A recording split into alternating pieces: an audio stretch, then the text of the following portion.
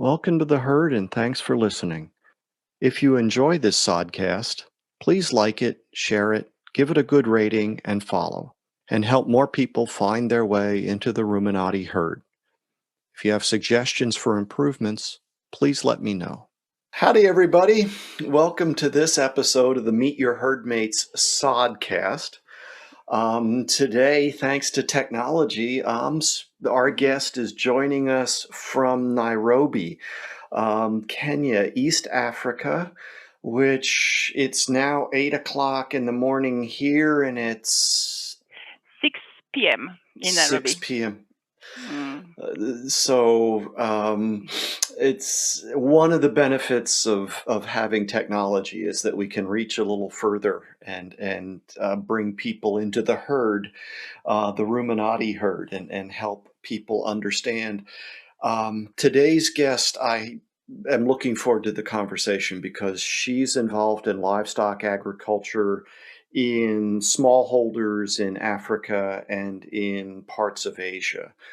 So, Isabelle Baltenweck, um, if you had the opportunity, remember when we used to go to dinner parties? I don't know if they do that in Nairobi. We've been Oh, they isolating here. do. We do. Yeah, excellent. So, if you had the chance to introduce yourself in a social gathering, how would you do that briefly? I'm Isabelle. I'm an economist by training, but I'm a mother of 3 boys, and it's for me an amazing thing to have kids of a different age and see them grow and try to expose them to this world and provide them with opportunities for them to grow and make the world a better place. So I'm very much interested into livestock. For me, livestock is I love the word in English, livestock. It's really livestock for lives, for livelihoods. So I've met many people who derive their lives, their livelihoods from livestock, and I therefore think it's one of my duty to ensure that the message is well conveyed. That livestock can be bad. There's bad things about livestock, but there are so many good things about livestock, and we should not miss the big picture that livestock is such an important element in many people's lives. That's the way I usually describe myself. I'm French by I brought up in France. My parents are were wine growers before they got retired. Therefore, my background, I miss home quite a bit. I'm not been able to travel home since more than a year now. And therefore, my background is I'm always looking at vineyards because I like the elegance of the vineyards, and I have deep roots in farming, not in livestock, but I have deep roots in farming with wine growing family. My dad did some research geology and managed to trace us back for many centuries, and we're always in wine growing or wine making. So my brother takes over and my sister, so we are safe family wise. But me, I moved to research on livestock. Yes. And you work for ILRI, and that's the International Livestock Research Institute, and headquartered there in Nairobi. How long have you worked for ILRI? Yeah, so I think, I don't dare say 20 years actually. I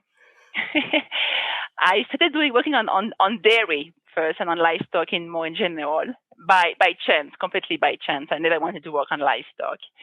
And I suppose once you start working on livestock, once you've kind of, started, it's just so interesting. As a researcher, as an economist, livestock is so interesting that so many options. So I never managed to get out of ILRI. I've tried, but always the interest and the passion for livestock kept me here. So yes, ILRI we are hosted by two governments, by the government of Ethiopia and by Kenya. So we have two headquarters actually. Okay. And we have a global mandate, so we don't only work in those two countries. We work as well in parts of West Africa and South Asia and Southeast Asia, less so in Latin America.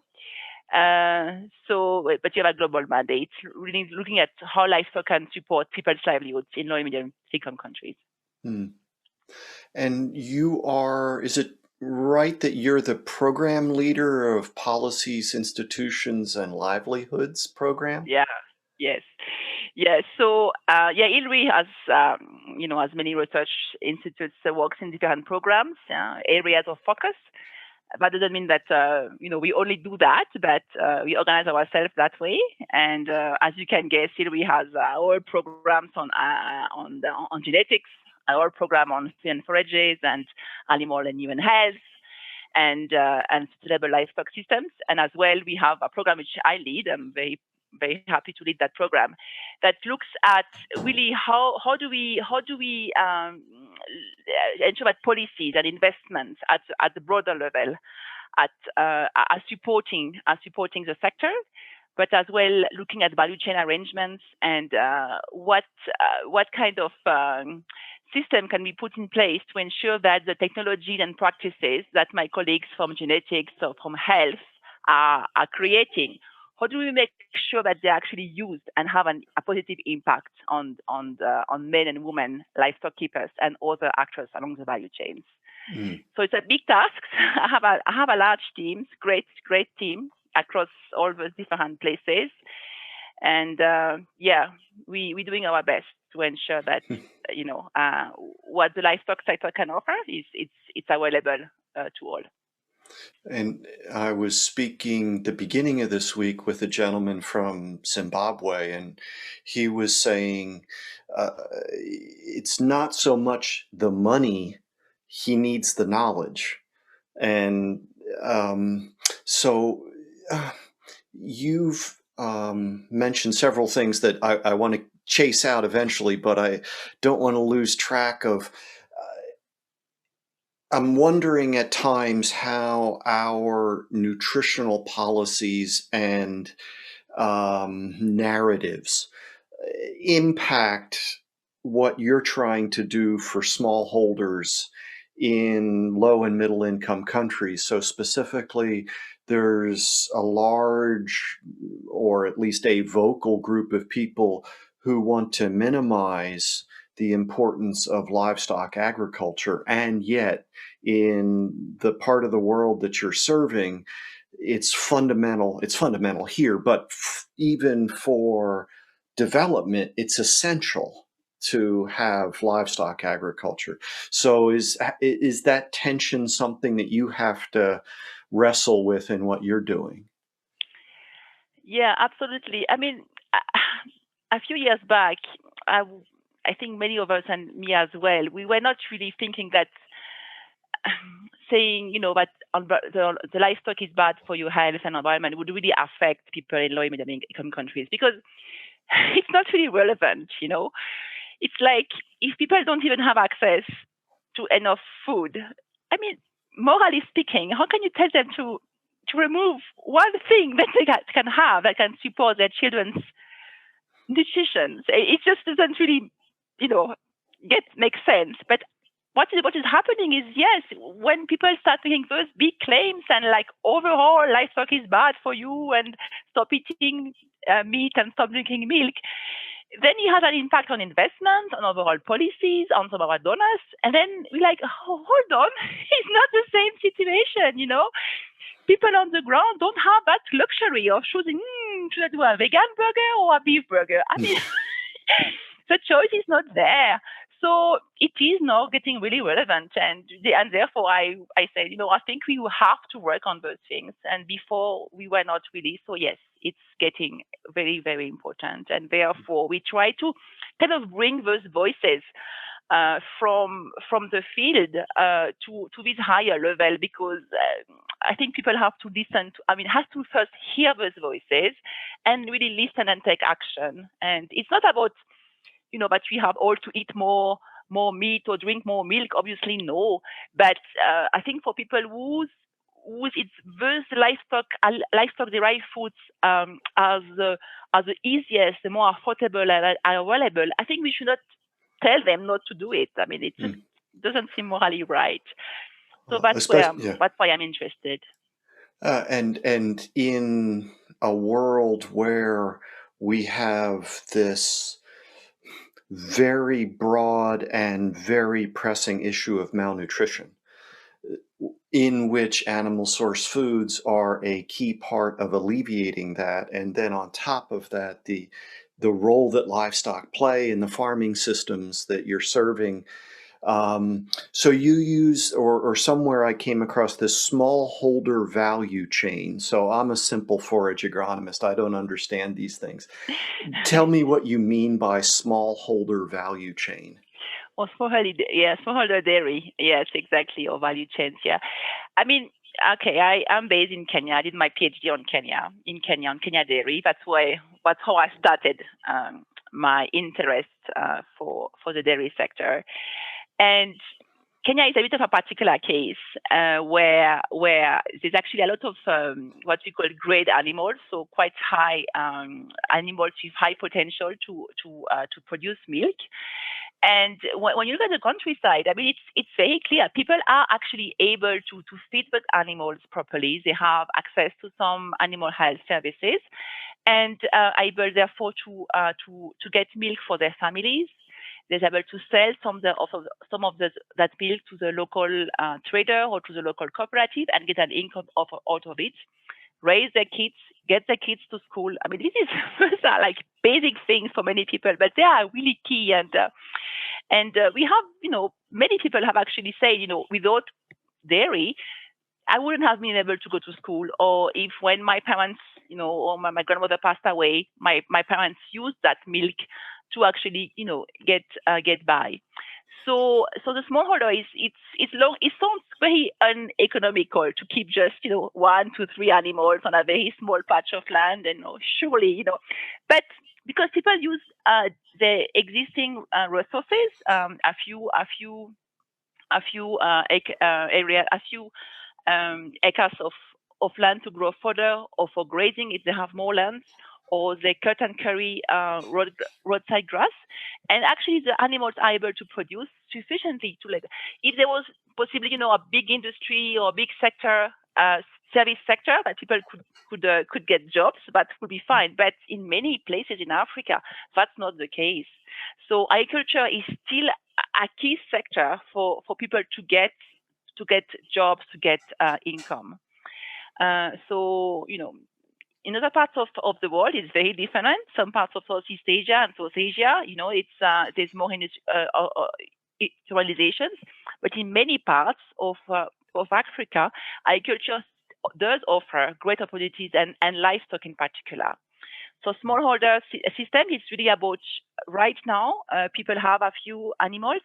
How do you then support them in growing the herd if they have the capacity and the will and the willingness? Some people want to do something else, right? They want to do, I don't know, banana or cashew nuts. But for people who actually want to invest into dairy, because there's an increased demand for milk as well and dairy products in those countries, how do we support them in terms of capacity? We mentioned that earlier. In terms of institutions having the right access to vaccines, to feed and forages, and like for you, and the right policies to support the process. So that's what I think I like. That's what I like doing. Yeah. So, so the livestock are a key part of social security, in that there's a stability there that takes out some of the economic jolts. But as production increases, then you're faced with the challenge of getting to market. So once you're feeding enough for yourself, and now you're looking for, well, how do I convert this then into more income or into income? So then there's chains. And I remember years ago, I don't want to think about how many, there was an international congress in Sydney in Australia. And I listened to a gentleman talk about a cooperative project in Tanzania, and the smallholder dairies, mostly women owners, maybe 2 cows, 3 cows, would be a large, but they were forming a cooperative, or a cooperative had been formed so that they could have more power in buying and then moving milk into the market. And the first project that they got into was putting milk into Ziploc bags with a straw and getting it to the schools so the school children could have milk. And then there was some measurement of what the teachers were perceiving as far as behavior and performance. So again, things look very different. Perspective very much matters when you look at some of the conversations. Development economist, is that, I didn't know that was a thing. Oh, it's a Um, big thing. oh, Yeah. I hope so. It's really about economics from developing countries perspective. So I'm an overall economist focusing on low and medium income countries. I did my MSc and my PhD in France at Université d'Auvergne. And at that time, it was the only university in France that was offering that degree, actually. So I don't come from that region. I come from the east of France, as I was saying earlier. And yeah, I really wanted to work on economics because that's what I like, and but really focusing on low and medium income countries. So yeah, systems, policies, institutions that support producers to get a better livelihood. So we've talked about ILRI. There's another acronym, CGAR. What is? Yeah, it's actually no longer an acronym, but yes. Sorry. It's this consortiums of several centers and no alliances that are coming that work together on the same topic. So ILRI is a center focusing on livestock. We have centers focusing on wheat, on maize, on drylands, and on policies. And we're actually moving now to what we call the one CGAR. So we are even strengthening our collaboration between centers, which is very positive. Yeah. Thank you for that. So we've talked. It really is important for people to understand just how integrated the farming systems in Africa and Asia, parts of Asia, are, that these smallholder, and I've seen some statistics about the percentage of the world's food commodities that are produced on smallholder and integrated systems, so that livestock are still playing a role as draft animals in many parts of the world. They're the source of fertilizer for the crops. You mentioned before roadside cut and carry. And then you're left with the manure, which then can, whatever plot of land that you have that you can farm, now that enriches that as well. So those sorts of things, I think, are important for people to hear about. Absolutely. I mean, it's the first time I came here, I was as well very, very puzzled by that, compared to to the systems in Europe where you have a maize field, but the maize field, right? And you have your cows there, and those are your cows. And so it's what you call crop mixed livestock systems in many parts of the regions where we work in, where people have animals, and they have chicken in the backyard, having a few eggs here and there, able to sell chicken as well live when required, or have them for for parties. And then growing part of the food that they consume themselves, and the rest they are selling. So there's more or less three main types of what we call crop livestock interactions. The first one you said is manure, right? The animal actually supporting, maintaining soil fertility. I think that's really key, because people don't have access to fertilizer. So more or less the livestock is almost like the livestock is being in the developed world, or in the north. People have used alternatives to manure. It's fertilizers. In the area we are working, they're using manure because that's what they have, and it makes much more sense actually as well, environmental friendly. And then so that's the first one. The second one is traction or plowing. So or we as well have donkeys that carrying water and things like that, or or plowing. The third one is when you actually have crops like maize or groundnut, which then the leaves, the stems are actually fed back to the livestock. Mm-hmm. So dual purpose crops, as we call it, are extremely important, because if you have very small land size, you can have your plot of maize, the grains is for the human, and the rest, the leaves, are for the animal. So you have it's very, very efficient systems. So that's the third main way of the mixed crop livestock systems. So in many parts of the area we are working in the highlands in East Africa, for example, but as well in India, in Southeast Asia, we have a lot of other systems. There's other systems where whole livestock are being kept. Is obviously more the pastoral system, agro-pastoral systems, the rangeland systems, where you have large area of land where crops cannot grow. I have as well where I come from. We have Les Vosges, where you have mountains and you can't grow anything there, but cattle are there, are kept. People derive the livelihoods from cattle, and as well the animals maintain the ecosystems. So in Africa, we have as well large areas, the Sahel, where there's really no crops much you can grow, and therefore, livestock offers people's food, but as well prestige. That's as well very, very important for many people. Is that in the past, dowry were paid using animals. Now it's more cash based. But just the prestige associated with keeping livestock. It's I think it's that pride, and if you see some of the breeds of cattle, you actually very easily understand why. Those animals are absolutely gorgeous. They are beautiful, and one can understand easily why people keep them for that purpose as well.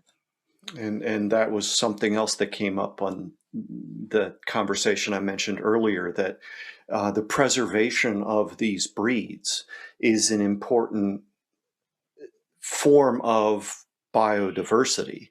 Absolutely. That one gentleman that I met at an international conference, and he was part of a panel, and there were two gentlemen were from North America, one was from Ireland, and then this gentleman from Southern Africa. And the two gentlemen from North America were like, I don't know, I'm third generation rancher. And the guy from Ireland was like, I'm fourth generation. And then my friend from Southern Africa said, yeah, I'm about 23rd generation. So it's a long time, and cattle have been in that part of the world for a long time, part of the landscape. So there's this tendency to think that, okay, if I reach over here onto my shelf, over that shoulder, and grab my forage, my agronomy 101, and my forage is 201, and my animal science 301, and bundle them off there, good, there's the information, and we got that sorted, and now, what's next? Well, it's not quite so simple. At many layers, it's not so simple. But what you're dealing with is this, I think the phrase is a wicked complex system that all these different factors are playing in, where in some cases it's the cultural heritage, in other cases it's economic factors, in other cases it's political factors, legal factors, funding, all of that together. Um, when you look at your experience, I guess, what would you think are the most important? We've covered some of them already, and I think it's important enough just to go over them again. That for people who, obviously people listening to a podcast are going to be primarily coming from a high income country perspective. So what would you like them to know about the role of livestock in general and ruminants in particular in food systems and in economic development in the low and middle income countries? One of the quotes that I still haven't committed to memory, but I love it. So it's about feeding the developing countries out of poverty. That livestock agriculture is fundamental to that goal. And so if we could just review some of those topics. Yeah, no, that's at the my work. So yeah, I agree. It's never it's always good to be very clear about that. So the first pathway, I think, it's just the simple pathway. You have animal ruminants or not, and then you actually produce milk, or you have goats, and they make babies, and and that's livestock as an asset, and as a means of production. So being able to actually have milk at the household, that the household is able to actually get that milk for their home consumptions, it's extremely important. So whether it's milk or eggs, or being able to slaughter a goat at some big event, having that access to protein and all the macronutrients at the household level is very key. And I think now we know that it's very difficult to remove animal source food if you want your kids to grow healthy in what we call the first 1,000 days, right? It's extremely hard. So, and that comes as well in terms of increasing productivity, so that people have more milk in the homestead at home.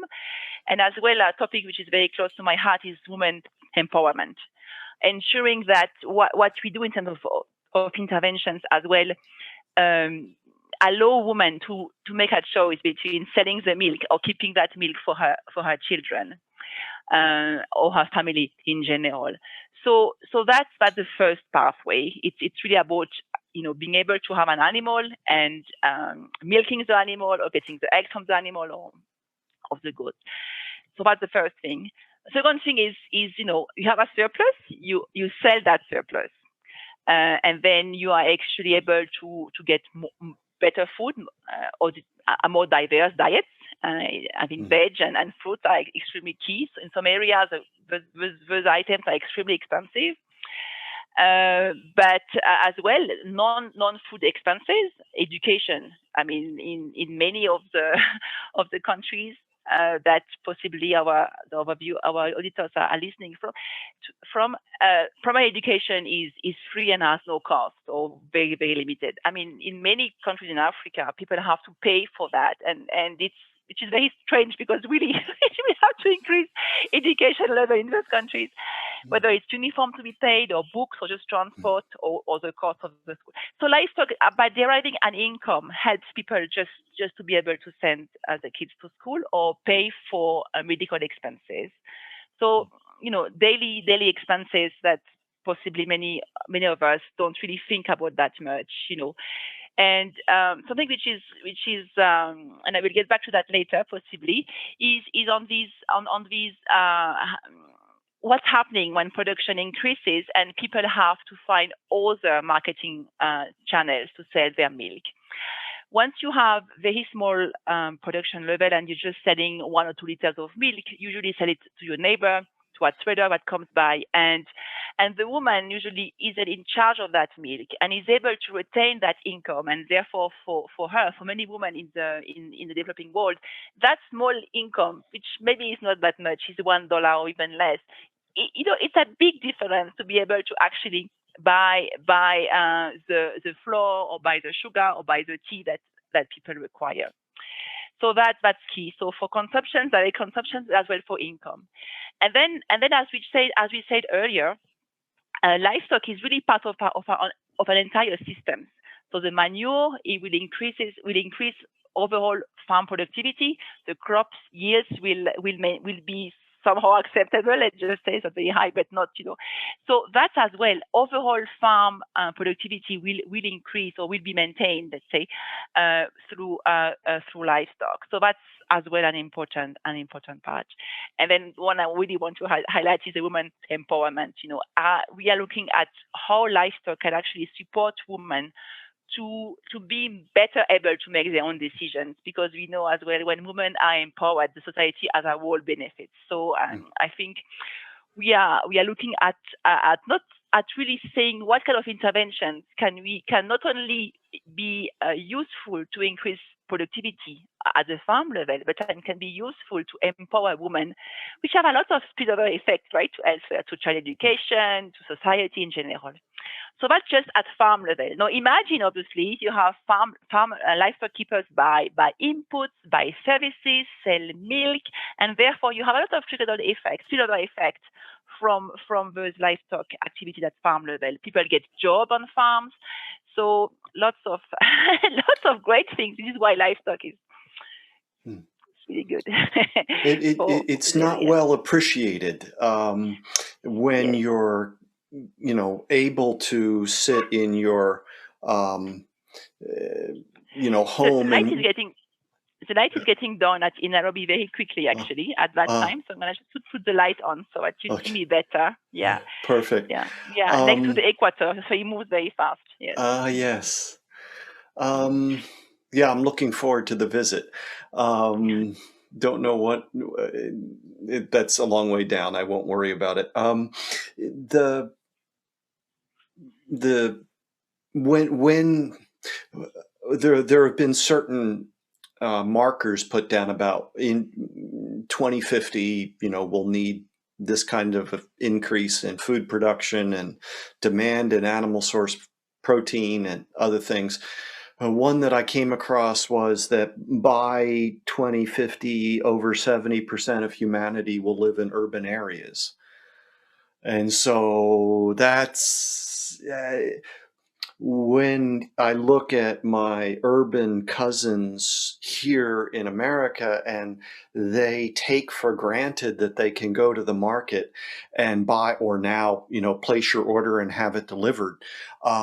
Very different in other parts of the world.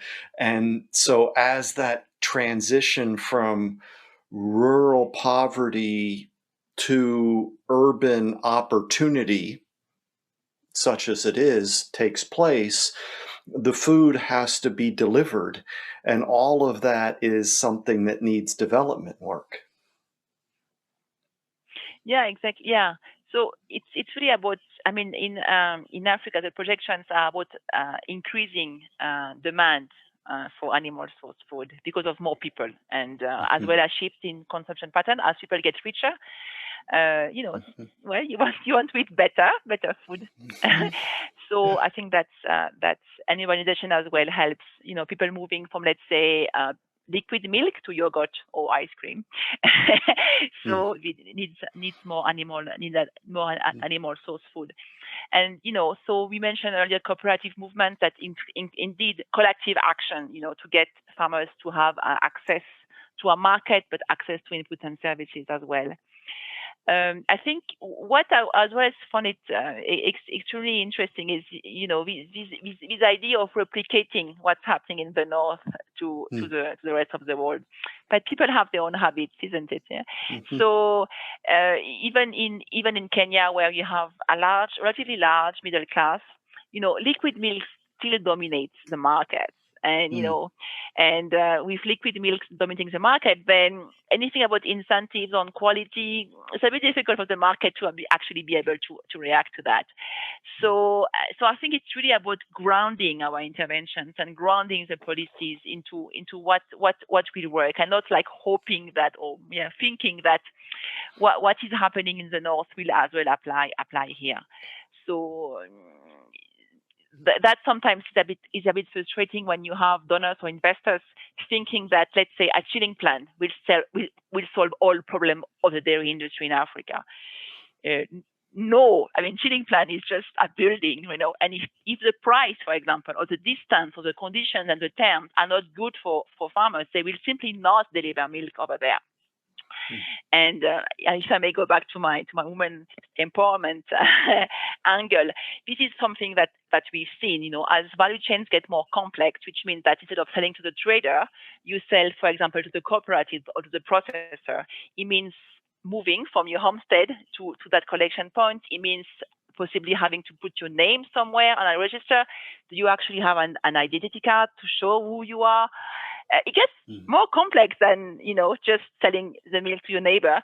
And therefore, in some cases, women tend to losing control over that income. So this is something that I found it really, really interesting, and it's very important for my colleagues that who works on those issues to understand, because if somebody isn't able to control or to maintain an income from an activity, I think rationally he or she will stop doing that activity. And therefore, if we want to develop the dairy industry or the livestock industry, we have to make sure that the people who do most of the work actually are able to benefit from their work. And therefore, that issue of control over income is just so important to me. Absolutely. And before it goes completely by, the projections for increase in demand for animal source protein, I argue, are dramatic underestimates for a number of reasons. That actually, the figure that I classically see referenced is something like 2/3 increase. And if for no other reason that our population is going to be getting older, and we're learning that as we age, we need more than we have been thinking up until now, and it needs to be of higher quality than what somebody in, say, their 30s could be healthy on. So as the aging population becomes a bigger and bigger reality, which from my reading is going to be the driver of population growth going forward, is a growingly older population, not necessarily, more children. It's more old people like me getting to live to be old people. So it's very complicated, but there is that demonstrable need for as we go forward. And you can think about generational stability, that if you get to have grandparents, then that assists with the parents and the children, and that gives some benefit to society as well. At least I like to think so. Yes. So have there been some key sort of ahas in your professional life as you've worked in this space that just you hadn't thought of it, and then all of a sudden it strikes you, and it, I guess the term would be a paradigm shifter, or just some things that stand out in your experience that you could share with people? Yeah, I think the first one is when I was saying earlier, I didn't really think about livestock before. Coming from France, this issue about famine and hunger and, helping people to be better fed, you think about cereals, right? About maize or, rice or, and so I had planned to do my PhD on maize, actually, because I really thought, people have maize, they will be okay, right? So, and then for some reason, possibly, destiny, I don't know, the project I was supposed to be attached to didn't take place. And at that time, my supervisor was as well working with somebody at ILRI, where I am currently, the Livestock Research Institute. And so I was told that at a dairy project in Kenya, which I could do my PhD, and I wanted to do absolutely field work. I wanted to do field work with my PhD. I wanted to be actually talk about my data, the data that I've collected, because I had used other people's data, and I felt very frustrated not to be not understanding those data. What are those numbers? What is 2 acres? What is, So then I was like, okay, fine. I'm going to do my PhD on dairy and then go back to my maize.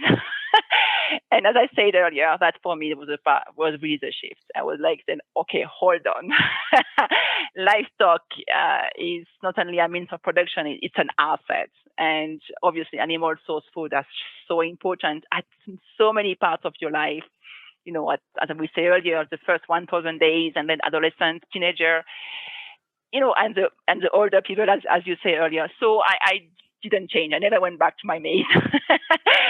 And really, that was the first thing, is about livestock really as such a key component of people's life. So that was my first one, quite a big shock. And I'm very, very happy for the base project to have failed. Yes. And have started to work on livestock. So that was my first one. My second one was really about gender, I would say. Having been had the chance of working with extremely powerful gender scientists here. And, as economists, you tend to look at the household as a whole, right? And possibly coming from Europe, where there's possibly more sharing of roles and responsibility in terms of income and task. I wasn't really thinking that it would be such a big difference in other countries. But just what I was explaining earlier, the fact that members of the households, in particular, men and women, have very differential role. What it means to be, a woman, a young woman in Kenya or in India, it's just so different from than being a man in terms of what you are allowed to do, what you want to do, what are your aspirations. So as I worked with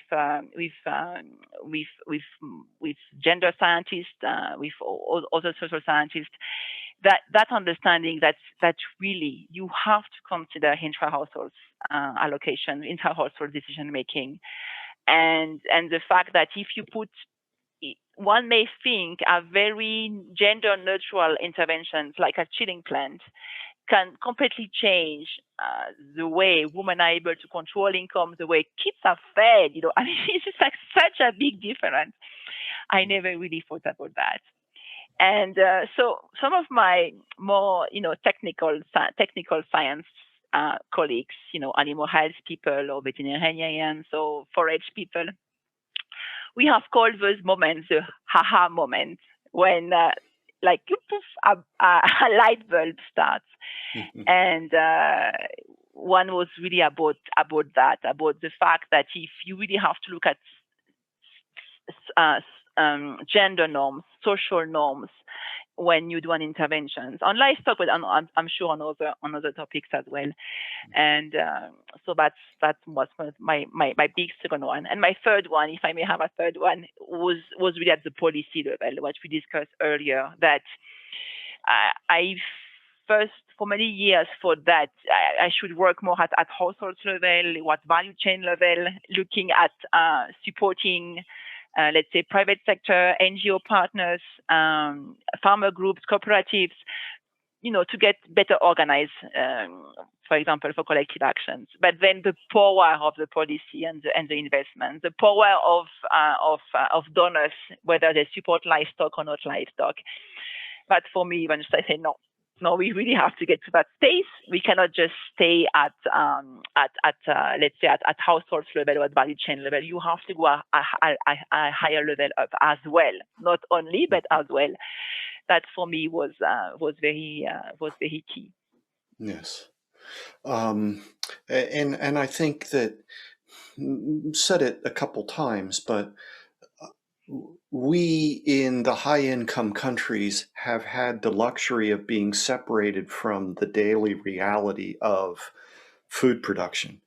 And it is a luxury. It at its best allows us to make our application toward bettering humanity in different fields. Hopefully. One of another point, I've heard it, and maybe I can check with you, but in some parts of the world, virtually the property that women can own are livestock, as opposed to what people here might take Land. for granted. Mm. So in that sense, that's another key role that they Absolutely. play. And that point just came to me as I was in the middle of trying to form a question. So um, when people start imagining a life without livestock, what they don't understand is all of these Mm. ramifications. And we So we've touched on a number of topics. My friend that I was talking to earlier this week said something, and he said it, so it's not mine, but success stories out of Africa sell. And if we can find ways to tell these, I think it will help overcome some of what we're currently experiencing Mm. as a tsunami of this other worldview that says somehow there's a world without livestock agriculture and there's human flourishing without animal products in the diet. So I commend all the work that's going on. Where can people learn more about what you're doing and your colleagues are doing? How can people get involved and support this kind of activity? So I think information is key, and I think being open to change your your opinion, and as well understanding that something that works for you at a point of time in a place doesn't mean that everybody has to do that as well. I think that's for me is extremely important. We all have nieces or sisters who are studied to be vegetarians, and then they know our work on livestock and say, "What is wrong with you? Livestock is bad." Okay, hold on, hold on, just listen, just read. So it really with some other partners we have this website called Why Livestock Matter. It's very easy to remember .org, which really try to compile the information that on different topics. And it's not about glorifying livestock either, right? It's not about saying no, livestock is, it's really about getting a balanced view, a balanced opinion, and a science-based opinion, science-based information on why livestock, which are focused for us as Hillary on low and medium income countries. So we look at things like, while the link between livestock and nutrition is key. We've discussed that. Livestock and human health as well. It's obviously very important. Livestock and the environment. How can we ensure that we minimize the negative impacts of livestock on the environment? And in some cases, livestock being beneficial to rangeland management, for example. So I think we should not just say livestock is bad. Sometimes livestock is good, for the environment. And then, of course, livestock and gender. I've already said that.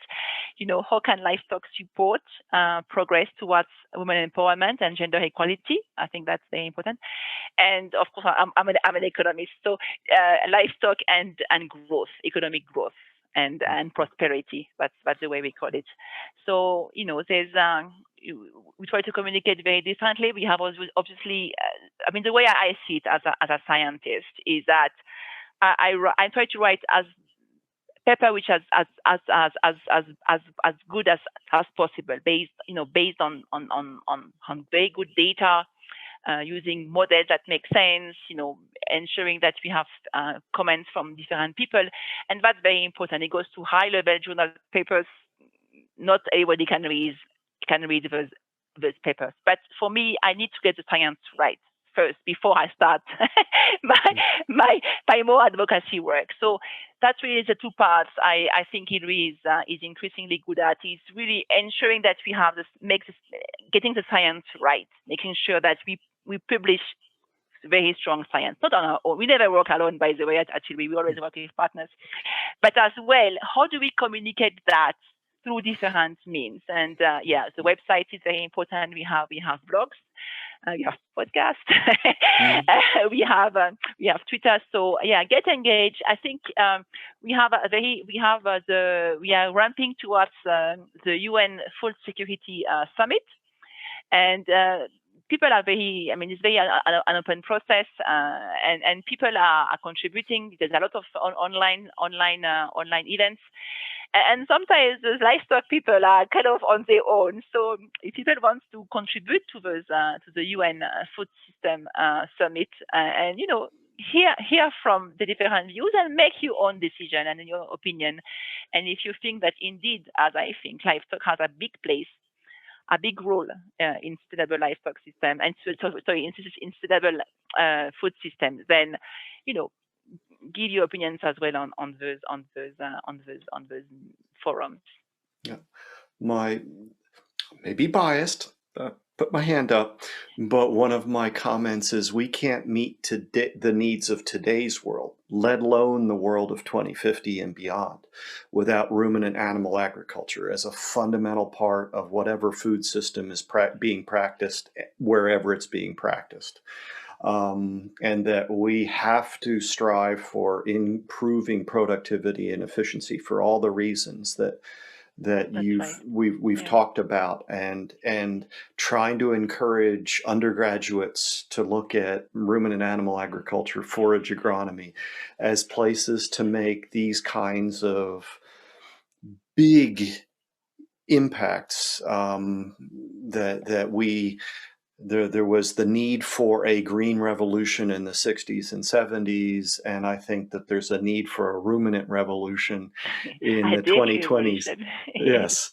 So I'm advocating for the ruminants, but also basically for humans, because absolutely, yes, yeah. So I like, as a scientist, I like giving as well. I give the evidence. If people don't want to hear it, listen. Okay, but I mean, I'm sure, like you, in the past, we used to publish papers and just think that somehow policymakers will just find our papers. So something that you have not discussed on policy, and Hillary has been really trying to make that very clear, is when countries ask us, okay, what can I do then to invest into livestock? So now we have developed with partners like FAO and CIRAD, we have what we call the livestock master plans, which are kind of blueprints for country to say, okay, you want to invest into livestock? Here it is. So we have a set of models and of processes. We're doing it right now, actually, in Kenya. It's for us, being based in Kenya, it's a fantastic opportunity to develop the livestock master plan for this country, as well for Gambia and the state of Odisha in India. Well, and one of my soapboxes is human metabolic health, and what we're seeing about its role in the non-communicable diseases, which are a massive problem in all 3 income countries. I mean, it's not confined to high income countries, and when we look at the low and middle income countries, the burden is even greater because of the lack of the other parts of the system. And it is arguable that increasing animal source food in the diet is a way of reversing those. And yet we haven't fully appreciated the economic and the environmental impacts of those metabolic illnesses. And so the models, I think, haven't yet begun to really encompass end-to-end the human life cycle analysis of environmental impact, if you will. I know that gets tricky, but like I say, that's one of my soapboxes. But I think going forward, we'll have to be open to how do we expand the definition of malnutrition, because right now classically we think of insufficient essential nutrients, and rightly so. No argument. On the other hand, these diseases like type 2 diabetes, I could argue, are another form of malnutrition. And the linkage between all of those all seem to at least be made worse by insulin resistance. If not a causal relationship, they're certainly not improved. So all of that, and then thinking about, well, how are we going to feed a population where that's a growing problem? Yeah. So, but again, that's my soapbox, so I'm going to step down now and look sheepish. Thank you so much for your time. Thank you for this window into a part of the world that I really want to learn more about. And mentioned before we got started that I look forward to visiting ILRI. And, yes, it would be great. Absolutely. So thank you. Before we go, if you have any questions for me, it's only fair to offer the opportunity. Otherwise, I'll let you get to is it dinner or supper there? What? Dinner. Dinner. Okay. Let you get to dinner in your evening. Yeah, just a question actually. What do you get your energy? What drives you in your work? One is I am passionate about forage agriculture for a number of reasons, and it's more than just hay or pasture or silage. That number two is I've had a personal health experience that has resulted in me having a new look at what I had received as wisdom, and then I come to question it and go, and then I look around and realize a lot of people are still where I was. And it's not so much convincing people as making sure people have access to information. Absolutely. Yeah. It's hard to make an informed decision when you don't have the information. And then I get to talk with people like yourself that are interesting and give me new perspectives, or I get to talk to physicians who are actually taking people off of medications because their health has improved. And so talk about shifting the paradigm from a chronic disease to, wait, they're not sick anymore? What? You can do that? Yeah. Yeah, and then I've gotten to work with a number of people who are themselves farmers and ranchers, and they're hardworking people who are doing this work, and yet, the message that comes against them. And so part of my mission is to stand and say, wait a minute, maybe you need to learn more before you start casting stones at these people. And also I think there's a debt that I owe to those people who trained me. And I certainly have had tremendous advantage for a number of reasons, and I'd like to pay that forward a little bit. That's great. That's beautiful. Yeah, exactly. Yes. That's very nice. Yes. Great. Well, Isabelle, I'm glad that Frederick introduced us. If yes, only, correct. Yes. Absolutely. And he was right. You're a wonderful person for me to have spent this time with. So thank you very much. It was great talking to you as well. I mean, I think it's really so important to connect, to get better connections between people who, I think the power of working together. I just, that's something I really, really value. Not thinking that we have always the right answer, and being able to reach out when you don't know, and asking questions. As a scientist, I think that's what I've learned is less possibly about the answers and more about the questions. Yeah. Well said. I look forward to, if I can ever be of any assistance, and I look forward to working. Great. Yes. Hopefully in the future. Yeah. Right. Same. Likewise. Yes. You take care. You too.